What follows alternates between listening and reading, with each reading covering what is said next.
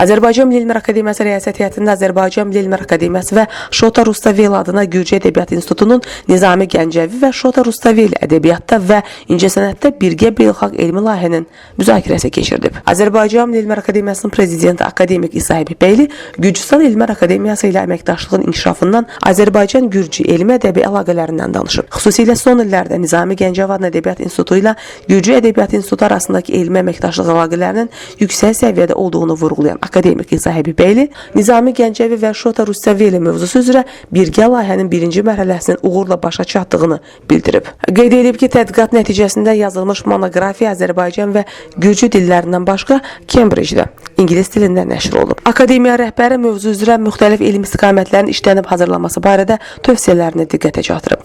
Sonra Şota Rustaveli adına Gürcü Ədəbiyyat İnstitutunun direktoru Professor İrma Ratyani çıxış edərək birinci mərhələnin uğurla başa çatdığını və yüksək elmi nəticə əldə olunduğunu deyib. Müzakirə zamanı çıxış edənlər mövzu üzrə fikir və mülahizələrini bildirib, təkliflərini səsləndiriblər. Leyla Namik qızı, Fərid Həşimov, Elm TV.